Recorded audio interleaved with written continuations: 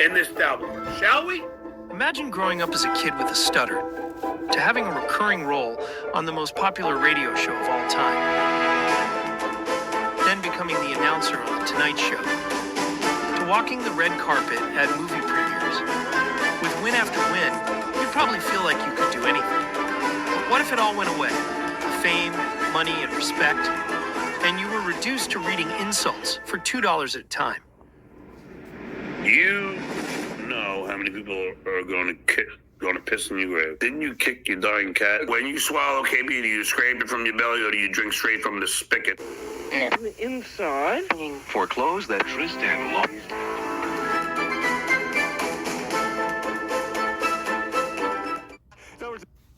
He has a true Napoleon complex. Being 5'5", a little fat boy, he's got issues. In 1988, at the age of 22, a young kid named John Melendez applied for an internship at the Howard Stern show. I said, hey, I got this guy I go to school with. He sits next to me. He's a big fan of the show, and I think he'd be perfect. And he said, but he stutters. So he came into the office and said, Howard, I'm interviewing this intern. He stuttered. And Howard just stopped what he was doing cold and looked at me. Told the guy stutters, hire him. Since John had a stutter, Howard thought it would be funny to have John ask celebrities on the red carpet the craziest and most embarrassing questions. And Howard was right. It was cringe, awkward, and absolutely hilarious. By any chance, did you ever accidentally fart in the catcher's face? Who the hell are you?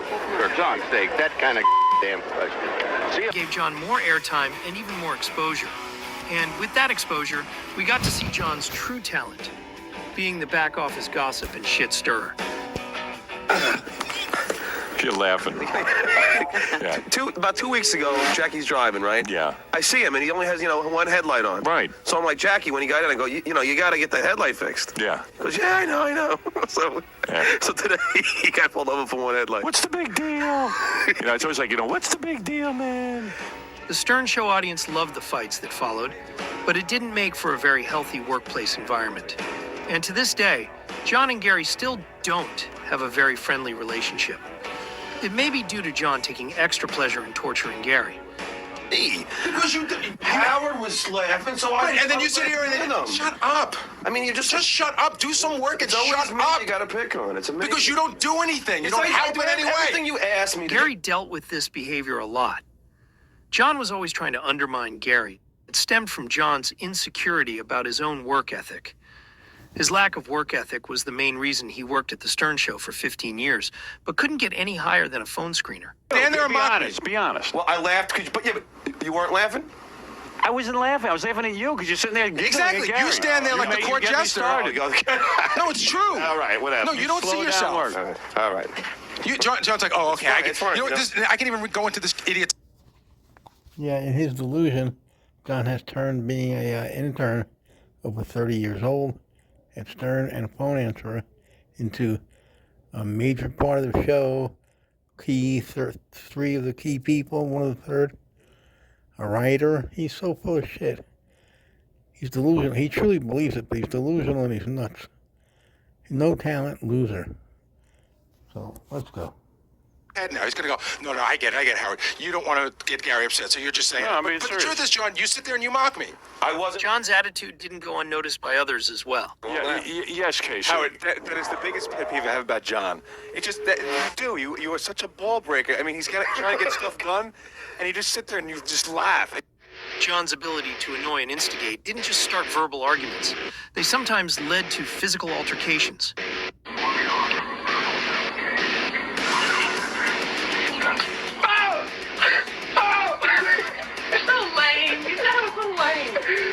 You're an asshole, man.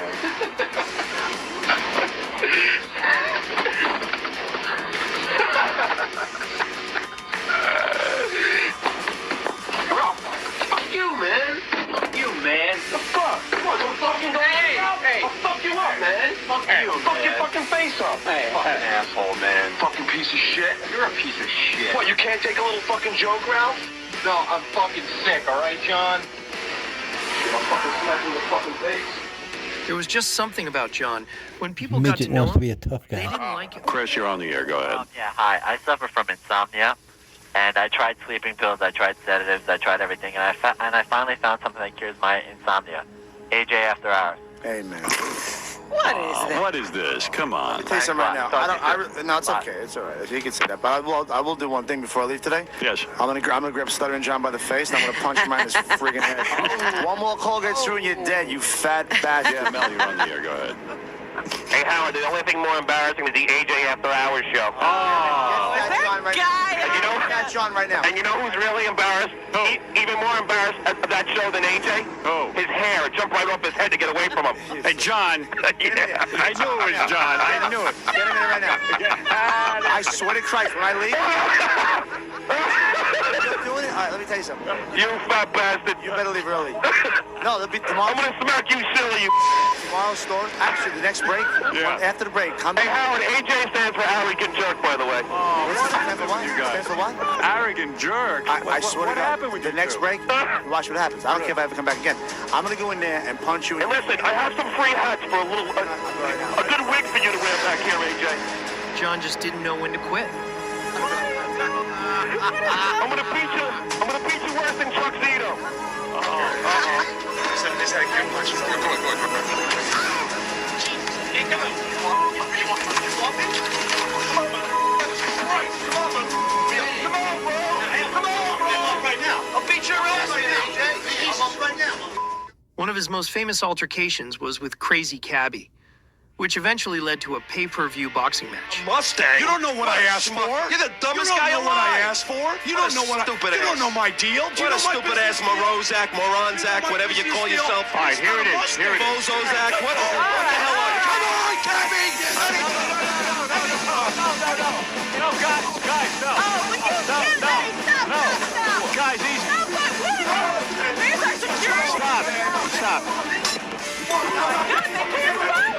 Stop, guys, stop. It's enough. Now, there's been a lot said about this boxing match.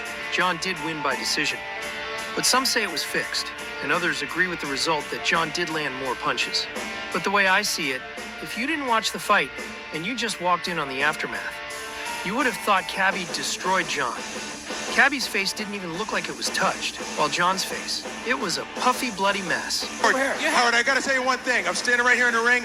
There's a big puddle of blood from where John was just standing. After all, the point of a fight is to be less injured than your opponent by the end. This moment was a big contributing factor to John's inflated ego on the Stern Show. The best example of this is when Stuttering John actually thought he could become a pro football player. Just a reminder, John claims to be 5'7" and 170 pounds, and he's never even played high school football. You got to hear this. Good morning, everyone. Good morning. Yeah, we got a good one for you. What's going on? Stuttering He can't be John over made the 5'5", claim that he could and he's be probably a football 190. player.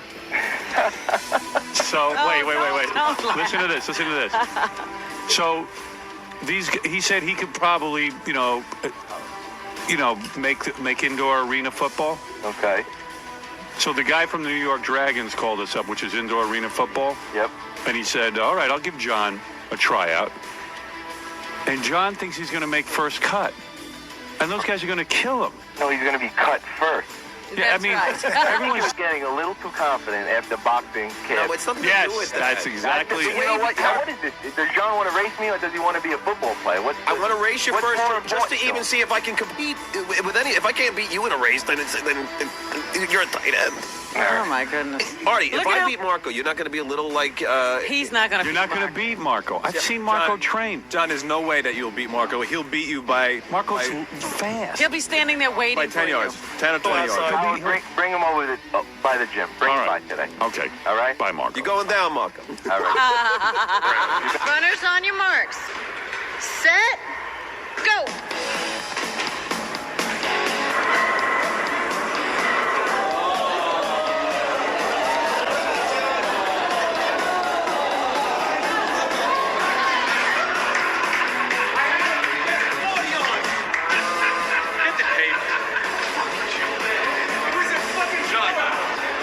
I'm just curious, because now this will really shut my fantasy up. What's your fantasy? I always thought I can do a good job, but I guess not.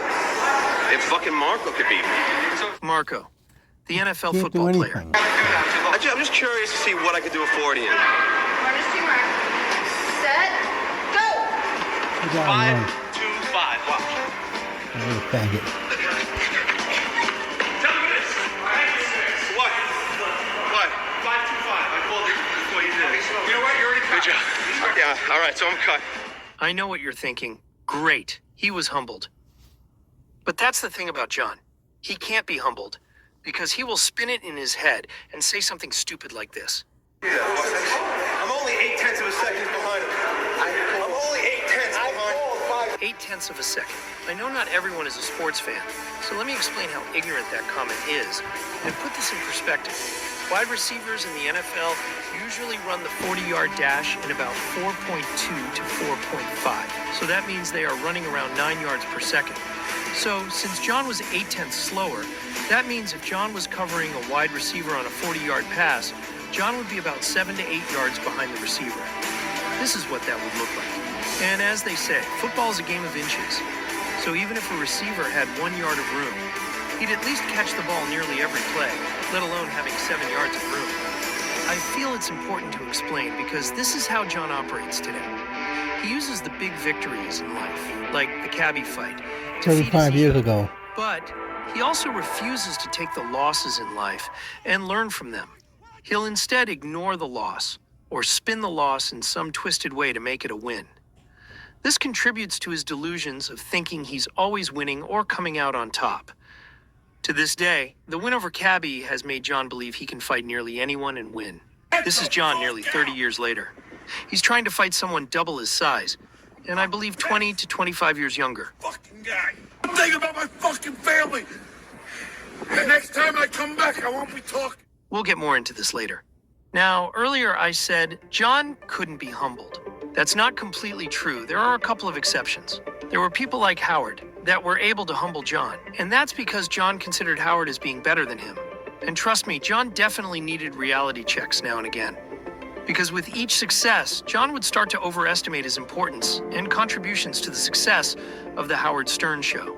The biggest problem is that John thought he was purposely funny, when in fact it was the writers around him, like Jackie and Fred, who made John funny. As unfortunate as it may seem, John is meant to be laughed at instead of laughed with. If you compare John to his successors, Richard Christie and Sal Governal, it's a stark difference. Richard and Sal produced bits, cut and edited tapes, wrote jokes, made prank calls along with being on screen personalities. The only thing they really didn't do was screen phone calls. Once John left, they were able to split that job between Will, Jason, and sometimes Benji. Goes to show how easy that job was considering how much work Jason and Will already did. As far as John's comedic ability, everyone could see that John really wasn't that witty, and that lack of wit was on display when he did his interviews. Although the questions written for John were undoubtedly funny, when it was time for John to go off script, John's retorts mainly consisted of things like pointing out what a person was wearing. Get in here. You look like a slob. Really? Well, I'm sorry. I don't have fake, jackets. I don't have anything fake, especially my brain, punk. Blow your ass out of here. You can see why when John bragged about how funny he thought he was, it could get annoying to the real comedians like Jackie, Fred, and Artie. And that's why it was so satisfying when Howard would tell John the harsh truth. First of all, regarding you stuttering, John, you are a guy who perceives himself as funny. When you go on the Ricky Lake show, when you go on the Last Call show, when you do these shows, when you go on the Conan show, you turn to people inevitably afterwards, you go, hey, was I funny? I'm going to tell you something about yourself. You are the least funny person I've ever met. You are not funny. Okay. You're obnoxious. Okay. You're not funny. All right. I know you think you're funny. Do you think you're funny? Yeah. Tell the truth. Do you think you're funny? Do you think you're a funny person? Yeah. You're not. Okay. John would also lean on the shock value of homophobic or racist material to make up for his lack of wit.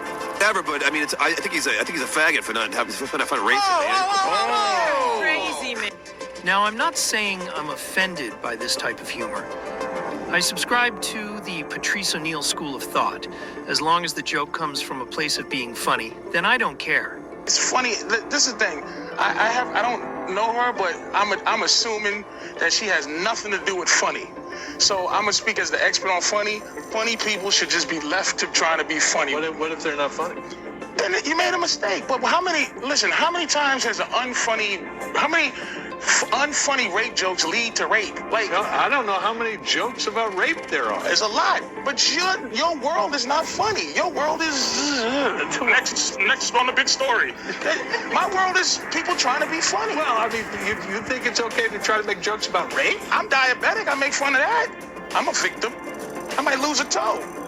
But I'm trying to make fun of. I'm trying to make fun of anything I think I can make fun of. So I don't think majority of people have a problem with John making off-color jokes. The problem is, John today will demonize anyone who makes a politically incorrect joke and goes so far as to report people for making those jokes. Already always has been a little faggot. The LGBTQ plus. I contacted 3 organizations so far. When in fact, John has made a career off those very same jokes. Okay, all right. Okay. Take it easy, Lee. All right. All right, now we're rocking. You see? That I like.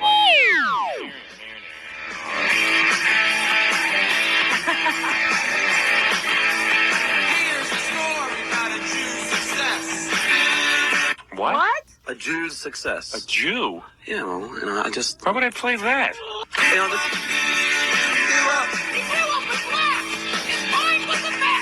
What was this? He's real upper class? No, he grew up with blacks. This is good. Just grew up with what? He grew up with blacks. His mind was a mess. Yes, you always say that you grow up, it gets good now. And now it's just what's happening. Good, John.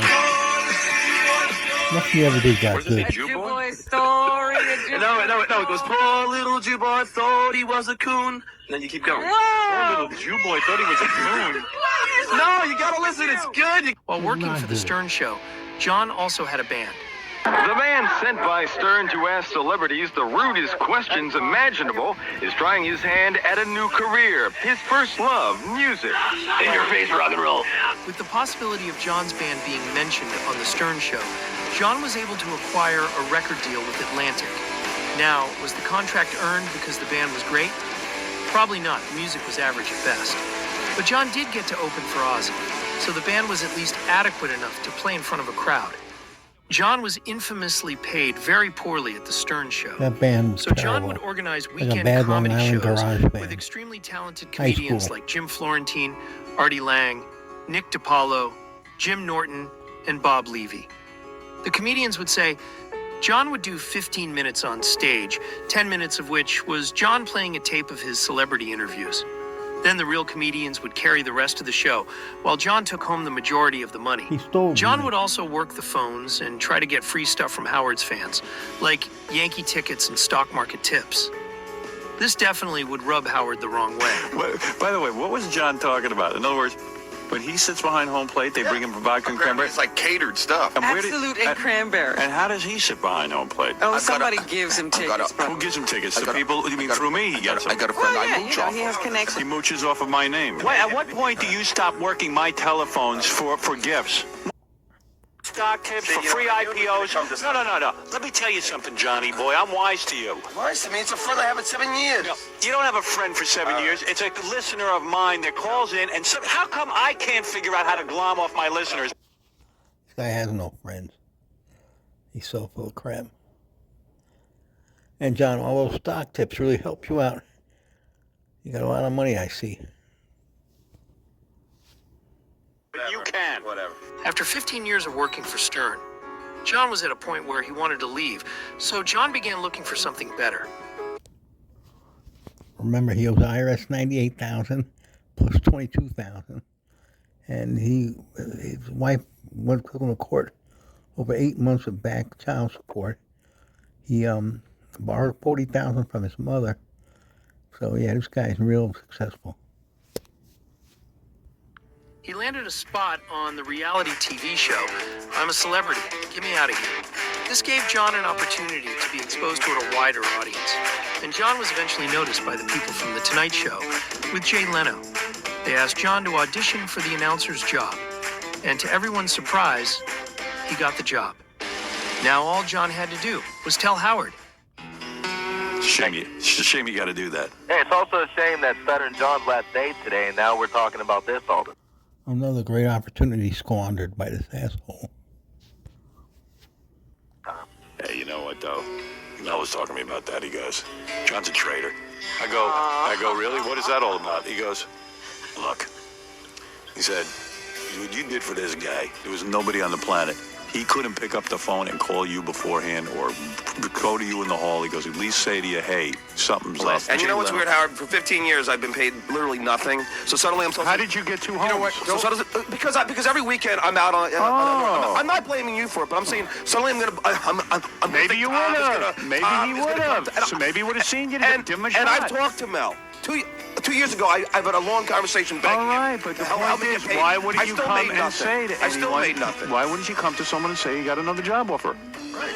That's what it would take for you guys to pay me like a... Maybe, yeah. That's what it takes in any business. That's the way it is. You feel John's a liar? A total liar. Why? Because that you pointed out like 5 seconds ago, if he really wanted to get a hold of you, he would have called you. You made a good point. I got an email about 2 weeks ago saying you bought a house in California. Yeah. Sent the email. Untrue. But do you have a house in California? You named the town. You named the town. B, you got the price wrong. And C, I don't want to... But did you buy a house in California?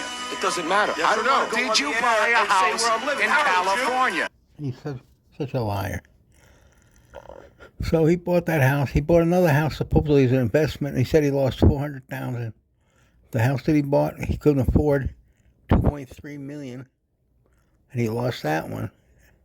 He said he put $300,000 down and $30,000 a month mortgage. How stupid are you? He thinks that's brilliant to do it like that. Asshole. So he's got nothing, absolutely nothing now. The house in Florida is his mother's name. She sold her back for $10 to hide the assets. He's been hiding assets his whole life. He didn't want to pay his wife, his kids, nobody. He's a cheapskate motherfucker. He's just asking if you bought a house in California. Before you announced on this show and before you told Howard. Yeah. Okay. So, if John bought a house in California before he told anyone, that means he never intended to at least try and stay at the Stern Show. While obviously inebriated, he later admitted during a radio interview in New Jersey the real reason why he left Stern. But for me to go to the Tonight Show was not about the money. It was all about, I didn't want to, hear Howard in my head every day and talking to us on the show. You asshole. You had a family, you had a lot of responsibilities, and you stayed 15 years, you said, making nothing. Within a year, you should have quit and got a real job. You have no talent, no skill, and you thought you were going to be a big star, dumbass. At least to me, and saying, I'm worthless, I'm not funny. The only reason why I make money is because I stutter and all these things. I mean, he told me to abort my first child. Oh, my God. Because I wasn't fit to be a father. That's true. This is all on the air. On the air, he said this? Yes, and this is all stuff that people don't understand. They go, oh, well, is Howard a good guy off the air? And I'll go, he's a great guy off the air. And they would say, well, then on the air is all an act. I go, no, off the air is all an act. Oh, really? Because Howard, the real Howard is what you hear on the radio. That's what it was.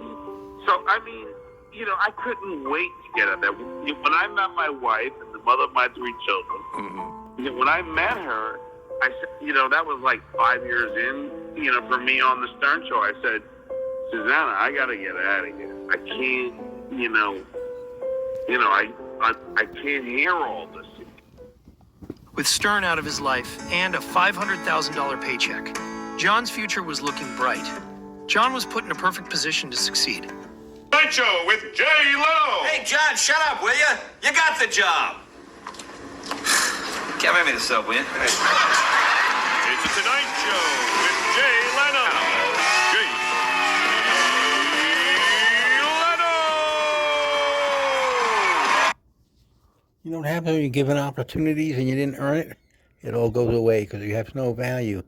This guy doesn't know how to work or do anything. So here he is 35 years later. The whole internet is mocking him like Howard did and worse. and he's taking it for $2. Now, John, you have to relax. All the monologue, he's sitting like this. Learn to relax. Are you relaxed? Oh, Jay, I'm so relaxed. Good. Now, stop doing that stupid announcer voice. Unfortunately for John, success wasn't inevitable. John's chemistry with Jay was awkward, and within weeks, John was moved into the audience and saw less screen time. Gossip columnist Mike Walker later wrote in his book, Jay discovered misconceptions about their new hire. Jay found out Melendez, quote, wasn't particularly funny, and Jay was furious because he was led to believe John wrote all those funny questions to celebrities when he was on Stern. John was described as a fish out of water. A veteran writer and producer said, everyone in the business knows a mistake was made when hiring John, and there is no such thing as stuttering John, just a guy named John Melendez, who became the character shaped by the genius of Howard Stern. However, John did stay on staff until the end, when The Tonight Show finally went off the air, but his on-air time was diminished to only humiliating bits. While the celebrity and street interviews were given to the far more talented Ross the Intern and Jim Norton. But before The Tonight Show went off the air, John was able to accomplish something big. He created and starred in his own movie. And not just any movie, one of the worst movies of all time. In fact, the only thing entertaining were the reviews. Hi, were you here for John's movie? Yes, it was great. How was it? Excellent. It was excellent. You know, it started like 3 minutes ago. It did? Yeah, here you were walking out. And you loved it too? We did. The reviews are in. The first minute and a half are fantastic. I gotta be flat out about this. This is the worst movie I've ever seen. The IMDb reviews were far less kind, with one user writing, there's nothing worse than someone who thinks they're funny, and they're simply not. Stuttering John Melendez embodies that. He's only famous because Howard Stern exploited him and wrote him funny questions to embarrass celebrities with. This celluloid abortion is almost impossible to get through, and there's not a single laugh throughout it. Shame on Jeffrey Ross for allowing himself to appear in this piece of crap. After The Tonight Show went off the air in 2013, John's career rapidly went into decline. The highest profile gig he was able to get was hosting the Pro Football Arm Wrestling Championship. He also became the co-host of the Stephanie Miller podcast. But that didn't last too long. John's misogyny didn't play well with the audience demographic, made up of mostly liberal women. Not to mention, he would show up late, sometimes with beer in hand, and he didn't have the intellect to keep up with a political conversation. Also, the fans had let it be known that they weren't happy whenever John appeared on the show. Stephanie Miller's Facebook would be bombarded with these types of comments. How can we have a discussion about Donald Trump's sexual misconduct while stuttering John is so creepy on your show? Going to have to stop listening on Fridays. How could you let this go on this morning? Poor Vanessa. So disappointed. Now, I'm not sure what happened during this incident, but it appears John was getting really weird. It's no wonder John only lasted a few weeks on the show. With no real prospects for the future, and having abandoned his wife of 15 years in 2012 because he, quote, didn't want to eat pizza every night. So now John owed large child support payments, and John was forced to get a day job. He worked as a mail delivery man and Uber driver. This appeared to be when John hit rock bottom. But people have been predicting this for years, especially when it came to the demise of John's relationship. Linda, go ahead. You're on the air. We have. I'm telling you. I believe that. Howard, I have a theory. I think Susanna has a grand plan. When that woman comes to her senses and goes to the divorce lawyer, is he going to have a field day with the grounds for divorce? He's going to pay for through the nose for that waitress service he's getting. Right. Only 50% is allowed. He is so delusional. He is the most delusional man when it comes to relationships and people. John would have you think that everything is fine in his life. After all, John, on multiple occasions, has stated he's a genius when it comes to investing, and was receiving $500,000 a year for 10 years. With modest investments, he should have $2 million in the bank, right? Wrong. John was doing crappy stand-up gigs at potato bars and lived in a small roach-infested condo in Los Angeles. And with this desperation, John was forced to try something new: podcasting. John admitted he was never good with technology. So to start a podcast, John was going to need to hire a producer. So John hired Royce to co-host and produce the Stuttering John podcast. Initially, John was able to get some high-profile guests, He had guests like Guy Fieri, Larry the Cable Guy, and even Jay Leno. But this didn't result in views, tactics to do so. John pretended to be Senator Bob Menendez, which is highly illegal. Federal law states you can't impersonate a federal employee with intent to deceive another This from the person. guy who calls This police comes on with a penalty everybody. of up to 3 years in prison. But incredibly, John was able to actually get Trump on the phone, and John wasn't charged with any crime. Matter of fact, it made global news. He gets away with everything. The Secret Service That's is looking ending, for that's ending, comedian though. John Melendez following his prank call to President Trump as he flew on Air Force One. Hi, Bob. Congratulations on everything. We're proud of you. Congratulations. Great job. With the renewed interest in Melendez, the question was, could he capitalize on his recent exposure? No. John did do some interviews.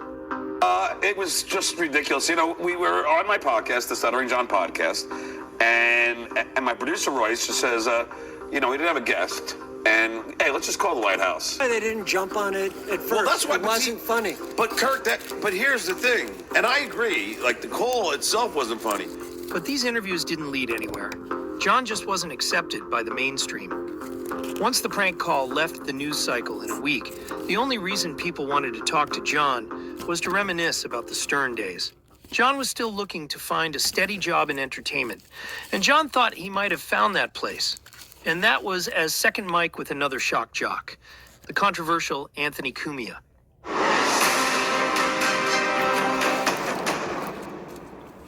If you didn't already know, Anthony was part of the Opie and Anthony radio show.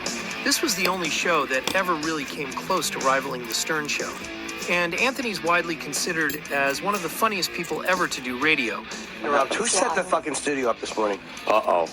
My headset's been cutting out all day. Why do I have STU on my headset instead of Jim? They forgot the PID. Anthony, quick. Precious might win, but she's actually hurt. The actress. Yeah. Yeah, she got hit with the biplane guns. No. Jesus. His perfect impressions and sharp wit kept even the best comics on their toes. But a racial Twitter rant that Anthony went on after being assaulted in the streets of New York eventually got Anthony fired from his job at Sirius Satellite Radio. The story was all over the news and made every newspaper. But unlike John, Anthony had millions of dollars saved. And so, Anthony started his own podcasting network called Compound Media.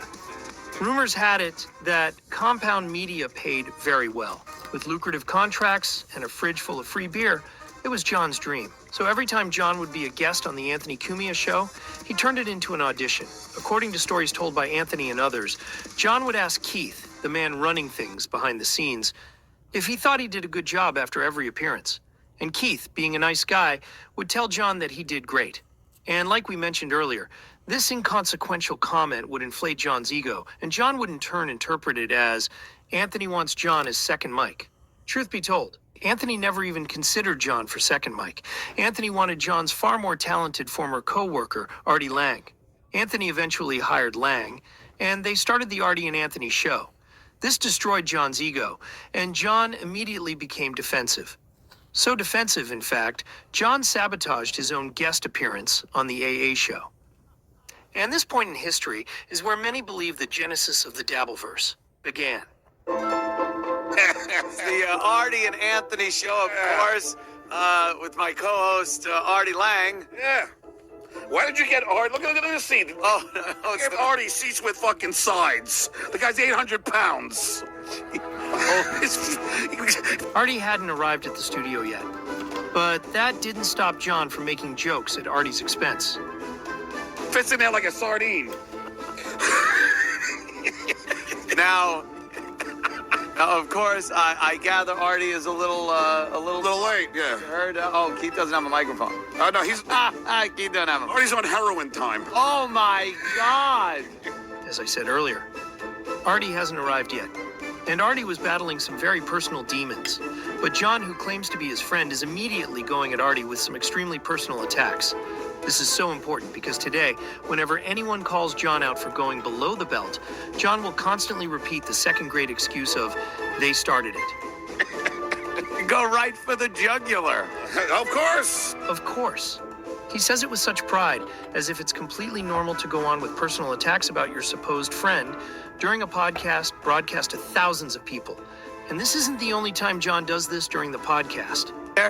One of Artie's big things is... Oh yeah, there's a lot of Artie big things. See, but... I'm not talking about his weight, I'm talking about his fucking... the heroin he's got in his pocket. Oh, jeez. Now, he's not here to defend himself right now. As I mentioned earlier, this is what many consider as the genesis of the John hate. And it wasn't because he just made some bad jokes about Artie. It was also his behavior and his inability to take a joke. I'm not talking about the vicious and personal attacks that John was dishing out. I'm talking friendly ribbing you would expect with a group of comedians on a podcast. And we would always have a good time. It was never any... And then I knew that when the cancer came, when Artie came into this show, Artie was gonna get fucking you to start fucking goofing on me. And like clockwork, it happened. And, you know, and then day after day, you would goof on me.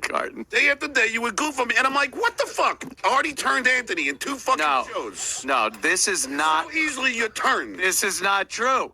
I could look back at certain tweets that I made before we were even talking about Artie being on my show, where I talked about El Chapo. I said that, you know... I did that bit a year ago. Yeah. But it's still funny. Yes, I look exactly like the fucking... So when we... I got arrested in fucking Baja the other day. So when Artie brought that up, I was like, yeah, fuck, it's funny. And oh, wait. Stop sugarcoating this bullshit. Stuttering Juan is kind of funny. Yeah, no, that's fine. I don't mind shit. But then you're going goofing on my movie. Well, okay. That was it. They said John looked like El Chapo and made fun of John's extremely terrible movie. So in John's mind, that warrants his attacks on Artie's drug use. And to be fair, he does look like fucking El Chapo. But I guess the most infuriating part about this is John is being extremely sensitive to very mild jokes. Let's not forget, John came from the Stern Show, and while he was there, John was known for busting balls. And we all saw how relentless John was being when it came to AJ Benza. But here John is, being a giant pussy, because Artie and Anthony made some jokes about El Chapo and John's movie sucking. But John's hypocrisy isn't the only thing in this episode that made people who were watching it go crazy. It was also the way John treated the compound media staff. And I said, what part of a fucking empty beer do you not get? Oh! But just to address the cold shoulder staff thing, there was a little confusion, I think, because, you know, when John was doing his podcast from here, he was supposed to, you know, maybe take care of the staff, was he understanding, at the studio for free, and maybe leave a couple beers in the refrigerator, but apparently the guy said John drank all the beer and then walked out, and he didn't reach to the guys. I'm sorry. You know? I'm sorry. I'm used to the fucking Tonight Show, Keith, where they have all the beer and they don't expect tips. No, we do have all the beer. It's just maybe you don't just drink it all. Am I I don't know. Picnic Pub in Woodland Hills? I gotta leave a tip when I get a fucking beer? Get the fuck out of here. Next one. Garrett, you got a problem? Let's do it right now, motherfucker. I'm gonna start tipping for fucking Coors Light. John focuses on the beer because he knows he's wrong. No, not tipping them for their service of recording the podcast. Nobody asked me for tips. You know, I said just take care of the staff. I go to your house. Yeah. We hang out and we drink beer. Do you ever ask me for a tip? No. I think this is more of a business setting. Right. And I I gave think you the studio any for of the free, beers but I that said take care of the I didn't know you were that hurting for money. No, we're not The hurting next for time, money. you know what? We just do right. Hey, We Keith, do right here's by our 20 friends. They do right by the guys. That's Buy all. some more bullets for your fucking gun. Yeah. It's not for me. It's for the staff. He's gonna need them after this show. Here's your $20 in this is $20 for the fucking shitty beer you served me last time I was here. Quite the stack you got there. What are those, singles? No, they're not fucking They're not Pocky. Plus, he put the 20 back in his He pocket. goes right for the jugular. Those are 20s. Of course, John gets personal with Anthony again and calls him Pocky. If John would just shut the fuck up for a moment and listen, he would understand the argument isn't about beer. It's that the engineers volunteered their time to record John's terrible show. The least John could do is maybe throw them a couple bucks. The crazy part is that this even has to be explained to John. John was in a band. He should know that studio time costs quite a bit of money. The ego to expect this time for free without at least tipping is extremely self-centered. didn't really have anything to do with the beer. Instead, he threw his empties all over the ground. Okay. Oh, yes. And they said they had to clean up after you, too. Hey, Keith, let's go with your premise. So the 9 shows I've done, whenever you guys wanted me, I came here, I took the bullet. Took the bullet?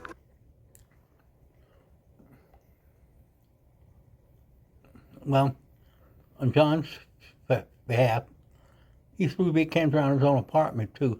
His mother's house. He's a slob. He's a pig. Piece of shit. John's implying that it was a sacrifice for him to come on the show, as if John is doing Anthony the favor. At this time, John had nothing going on in his career. John 100% needed Anthony more than Anthony needed John. This is John's narcissism and delusion showing.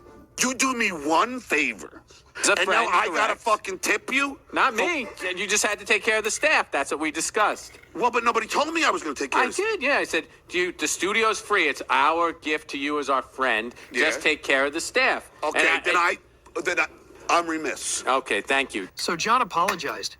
That's good, right? Well, not so fast. That 20 he put on the table, he put it back in his pocket. Cheap motherfucker. Here is guys, how they much apologize. you want. For how much you want? $1,000? Should I write you a check? No, it's not to me. You It's want a to the piece of guys. my fucking 401k? What a dick. As the show went on, John continued to be a complete asshole. John actually started pestering Anthony to donate money to his senatorial campaign with a promise that if John got into office, John would get rid of all of Anthony's legal troubles. He's literally advertising that he's going to be a dirty politician who abuses his power to help out his donors. John is next level dumb. After a while, Anthony did get fed up with John's hypocritical behavior and finally decided to call out John on his bullshit. Oh, a joke. Well, now let me start. He tells a joke. I'm supposed to identify it as a joke and not get mad. Wasn't a Tell joke. a joke about John, and it's heroin addict, pocky face, asshole, shithead, fuck this, fuck that. From this point on, John knew that this appearance wasn't turning out like he wanted it to, and it only got worse because Artie showed up. Was a friend. As a senator, I will support you as a friend. Initially, everything was fine. Artie and John shared old stories, and everyone was getting along. Then the turn. Artie made a couple lighthearted jokes. Of course, this made John turn into a petulant little child. John knows he can't keep up comedically with Artie and Anthony, so John uses the only thing he has in his arsenal, which is personal attacks. So John would go back to the well and bring up Artie's drug use over and over. Yeah, here he comes, Mr. Hey, tell fucking the story. comedy genius. Tell the story. Fucking heroin-induced Seinfeld over See here. what he does? Right to heroin. Right? Yeah. Seinfeld. That's not what I do. That's what you do. The worst part is, John doesn't get the hint. Every time John does a heroin joke, no one laughs. Also, Yeah, John thinks John it's laughed. okay to make these jokes about his friend, but he thinks this is over the line. You got a lawsuit. Look at that picture. You look retarded.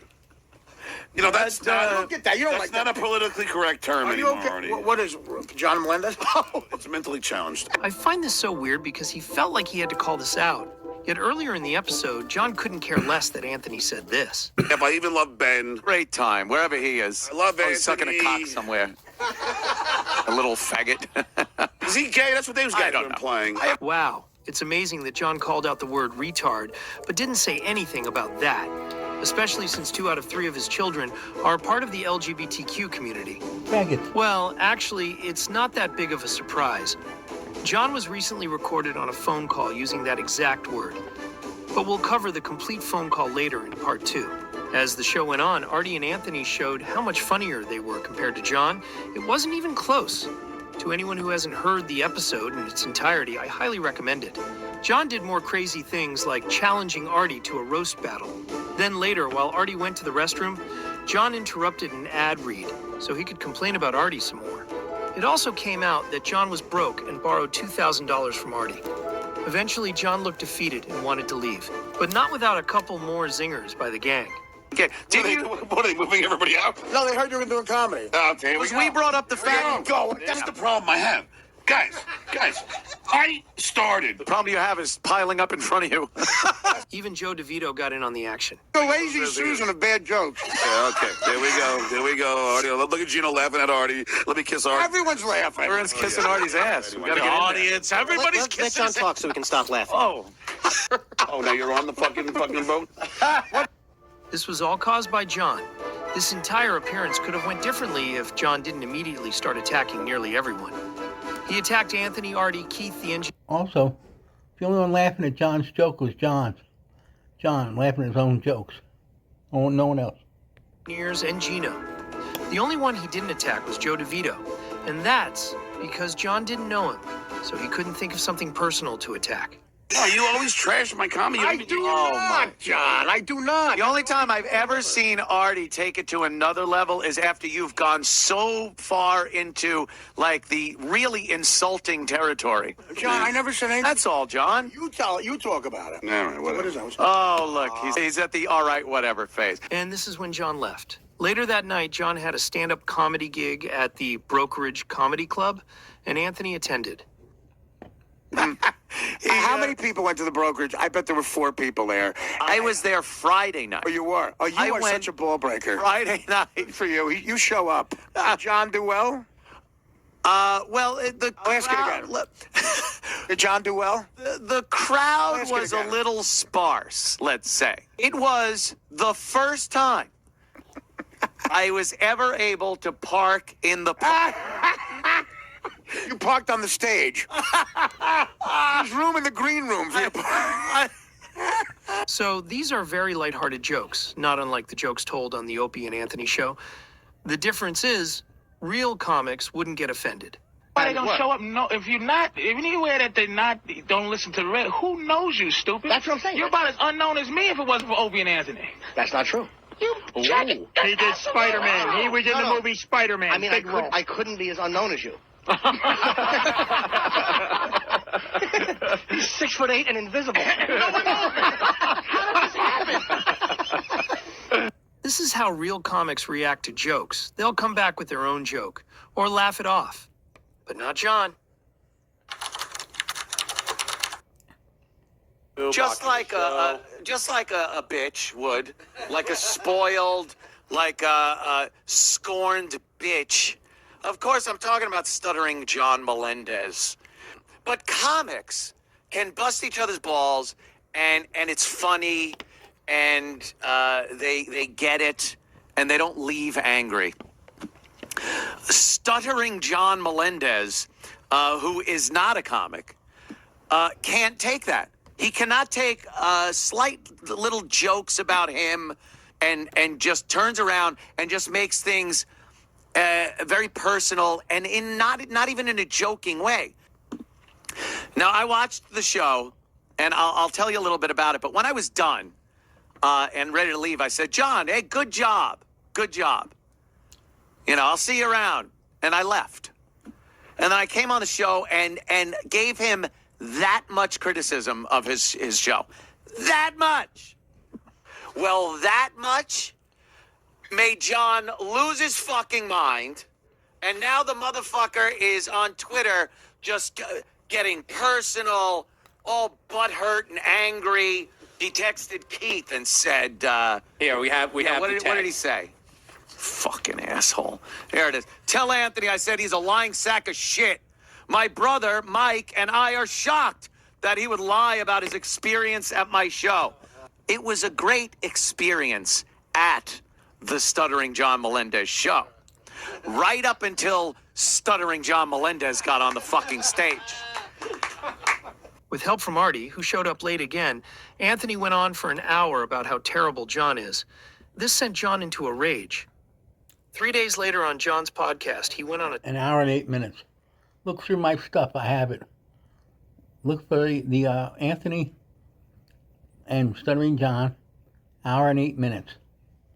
You can hear Anthony goes off on him nonstop. tirade. And for those who are first being introduced to John, if you really wanted to get to know John's behavior when John gets angry and seeks revenge, this podcast had nearly everything in John's arsenal. So let's break down the arguments of someone who completely lacks self-awareness. Or skill. Number one, John will attack someone's appearance, and not in a witty way. He's Pocky. Hey, the Pocky and Pudgy show. He's Pocky. Number two, his insults are a projection of himself. You know, I said this. Artie's lazy. He doesn't have the motivation to, like, he hated having to do his own show, and he showed up late for his own show. Really? The president could be on time for Mazzello. Thank you. Yeah. Thank you. Hillary Clinton's on time. Hello, she was. Yeah. She was. All right. But John was dancing. Sit the down. Sit the down. Yes, where Well, she I wanted was to waiting go. on you. I've been waiting on you forever. She's not waiting on you. No, you're sitting here. You're sitting here. What's going on? You're sitting here. He's like, Look I at him. just He's walked a in mess. and they're getting loud. He is a Number 3, John will downplay other people's talents or outright contradict his previous statements just to insult another person. I have humility, and I'm rational, Anthony. Fucking, you are no Howard Stern. You're not even Opie. At least Opie fucking was a broadcaster. You really are unlistenable. Number 4, John will say someone is a bad person because of their bad behavior, although John previously ignored said bad behavior. Anthony got fired, of course, because of his racist rant, which is fucking, I don't know, Anthony, you really think it's okay the way you act on your show? You think it's okay to talk the way you do? Just a reminder, John has previously been on the Anthony Cumia show 9 times before making that statement. 9 times. Number 5, John will make ambiguous threats like saying, I know people, or you'll see what happens. And if you fucking do it again, Anthony, there will be repercussions. Ones that you don't even know. You don't know, Anthony. Number 6, and one of the more popular ones, the physical threat. And if you did that to my fucking face, I would beat the living shit out of you, Anthony. And there is no doubt that I can. Number 7, another popular threat, the lawsuit. And if you dare to do it again, I already have an attorney on this. Because if he incites any anger, any hate towards my children, I'm going to sue your fucking balls off, Anthony. You hear that? You pock-faced prick? I'm going to sue your fucking balls. Number 8, John will... Anthony went off on his kids. He attacked everything and said, John, please sue me. I look forward to it. John never answered. Threaten other people's children, because in his words, they started it. Because Keith Maresca, you have children, don't you? Yeah. Do you want me to start a campaign about your children? Number 9, exposing information like criminal history or just doxing people. The funny thing about this one is, majority of the time, the information is wrong. Anthony, I got a lot of dirt on you. A lot. I'm sitting here, Royce, you can see the papers here. I got a lot of dirt on you, Anthony. Now, there are plenty more nefarious tactics that John will implement to try and one-up somebody. And this didn't go unnoticed by one of the leading podcast review channels. Who are these podcasts?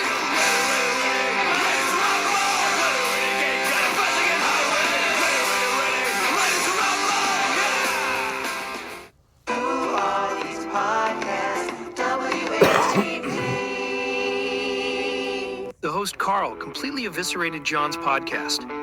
Carl wasn't just goofing on John for the obvious reasons, like John being unfunny, but he was able to pick apart John's hypocrisy and lies. At this time around 2020, John had a podcast where no one would call him out for his lies, and that's because hardly anyone watched. But Carl was a big fan of Howard Stern and the Opie and Anthony show. So when Carl heard bullshit, he was able to easily call him out. This is Stuttering John saying Anthony Cumia isn't famous enough to write a book. It's Anthony from the Opie and Anthony show. It wasn't Howard and Stuttering John. He was a fucking bit character on Howard Stern's show. And he goes, oh, wasn't he a local DJ who's in those 3 markets? He was on XM Radio, you fucking idiot. Carl was relentless on John. It was basically an hour of Carl bringing John back down to earth. No, I was never a comedian. Well, Artie, I was making comedy films as soon as I got my first Super 8mm camera when I was in freaking 4th grade. And, I wrote my first sketch in junior high in 6th grade. Yeah, it's the last thing you ever did. You still talk about junior high and high school. Not even 6th grade, 7th grade, music, 11th grade, 7th grade, you're an asshole. And we got an A on it. It was called The Smothered Brother. Did Stuttering John just brag about an A he got in 6th grade? Yep. He sure did. And he was telling Artie Lang that Artie Lang is wrong about how funny he is. Like, just so you know, Artie, you might think you know comedy. My teacher in 6th grade gave me an A on a film I made.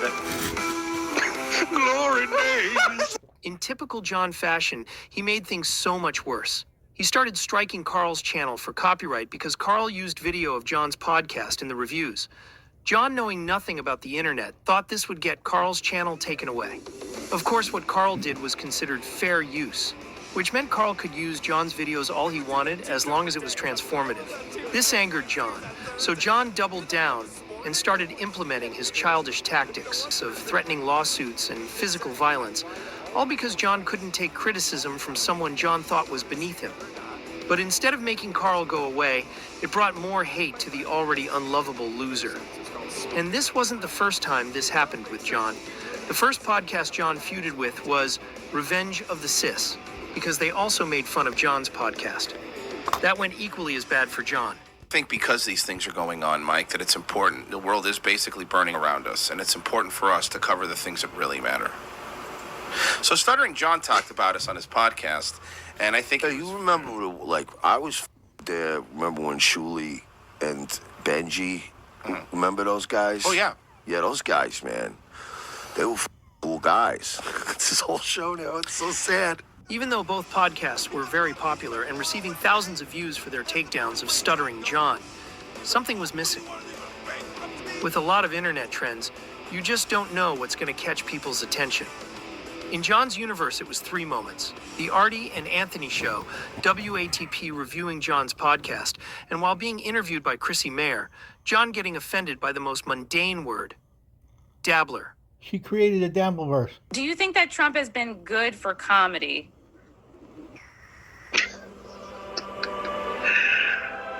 Is this whole interview going to be about Trump, or? If you really don't want to talk about it, I just figured. I thought you had done. I thought you had dabbled occasionally in stand-up, so that's why I brought that up. I dabbled occasionally, really. Yeah, I didn't know if it was a thing you were really doing or not, and I wasn't sure. No, I've been doing stand-up for 20 years. I don't Oh, okay. You haven't learned a thing in 20 years. good. Yeah. Have you been getting up much in the last 6 months or so? Well, since all my gigs have been canceled due to COVID, no, I haven't. Not because of COVID, because nobody wants to go see you, stupid. And the only reason you were able to do comedy before is because you had Artie and Jim Norton and Florentine, and you mooched off of them and got yourself in.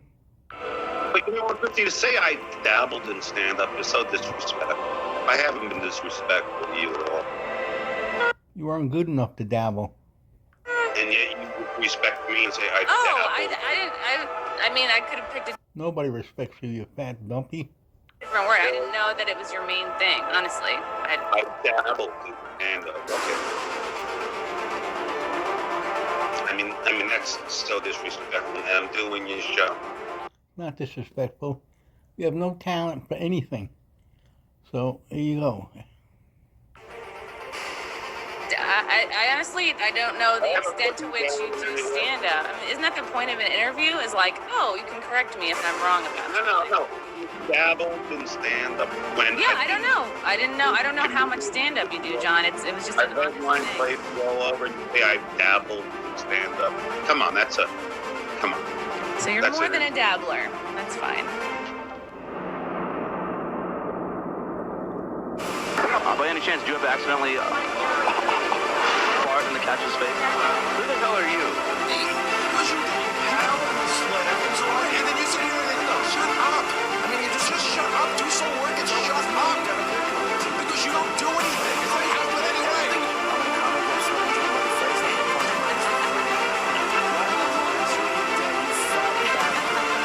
What a stupid ass Morozak, Moronzak, whatever you call yourself. All right, here it is. Bozozak, what the hell?